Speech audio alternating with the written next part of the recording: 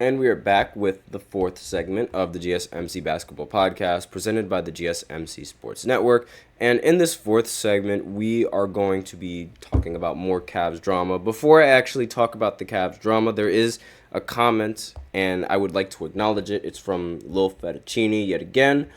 Is Minnesota going to win one game? Well, I don't think so. The odds are very much stacked against them. So, for starters, they aren't going to be playing home in game 4. They're going to be playing away.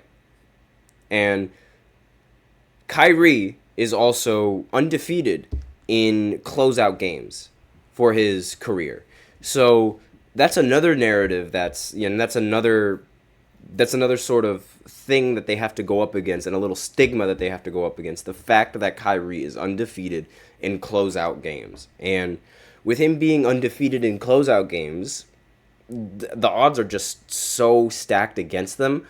I'm not entirely sure if they have enough left in them to even win a single game in this series. And with how this is going to get swept under the rug a lot, maybe not until like the end of the series, but Anthony Edwards and Karl Anthony Towns have been playing some of the worst basketball I've ever seen in my entire life. Like, if you look at box plus minus, Karl Anthony Towns is minus 17 and Anthony Edwards is minus 19. That is really, really bad for the postseason. And Gobert, for all the hate that he gets for not being able to stop the pick and roll, he's plus 3 in box plus minus. So those two players are playing horribly in this playoff series. And if this trend continues, I don't really think they have enough in them to win the game in this series. Like, your two best scorers are shooting 37 to 111 together. That is bad. That is really, really bad.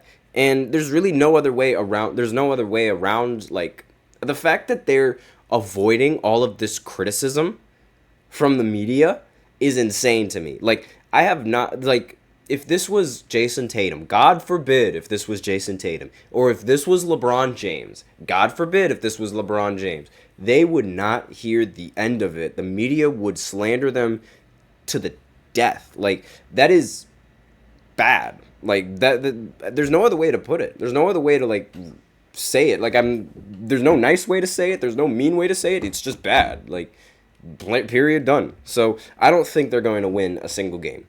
But that's my thought.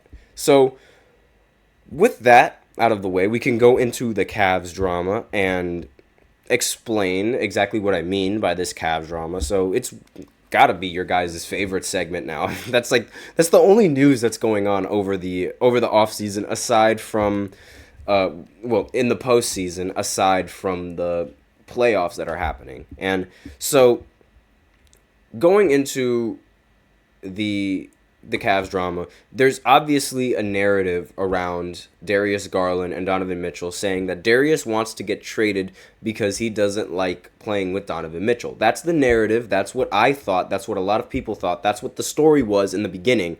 But here we have Tony Pesta saying different. Now, he writes, once a narrative is planted, it can be impossible to uproot, and many believe that Darius Garland's disorderly 2023 to 2024 campaign is pinned on pairing him with Donovan Mitchell. And he says that this isn't really true.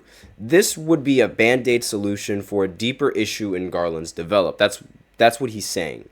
Garland had the best individual season of his career in his first year next to Mitchell, while his production marginally decreased. His efficiency and all-around impact improved.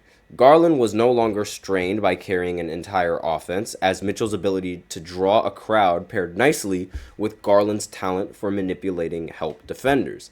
Lineups featuring both of the guards posted a net rating of 8.9, which was in the 94th percentile in the NBA, in last season.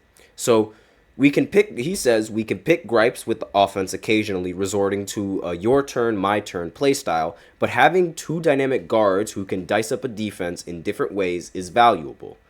Even this past season, which was the worst Garland has looked since he was a rookie, The duo maintained a respectable plus 5.7 net rating, which is in the 81st percentile.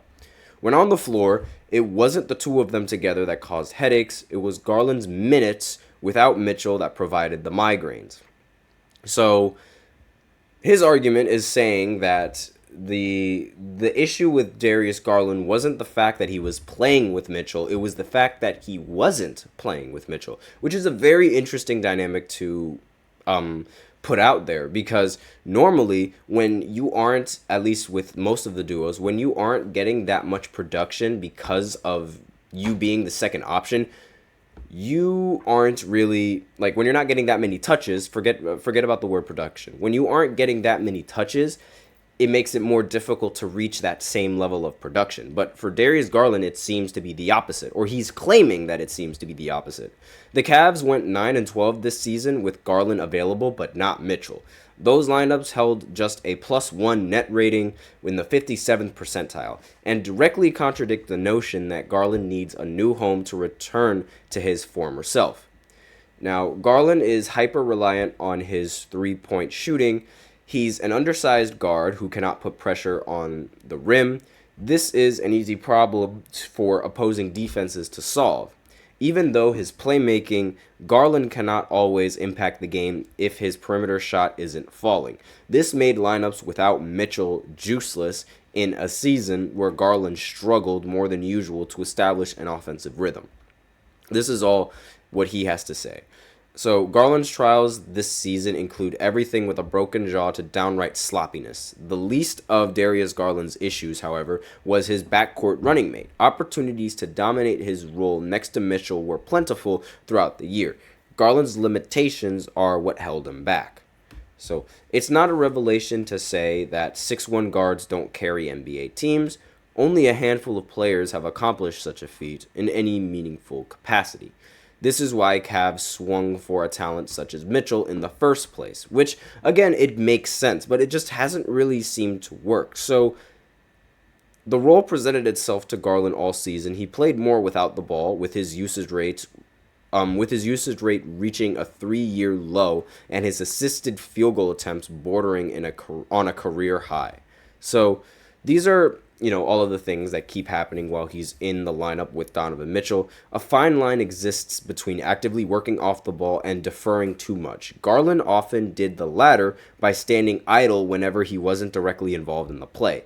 Which I don't see why there's a problem with that. It's just creating space and getting ready to shoot the ball. It makes total sense to stand idle and do that.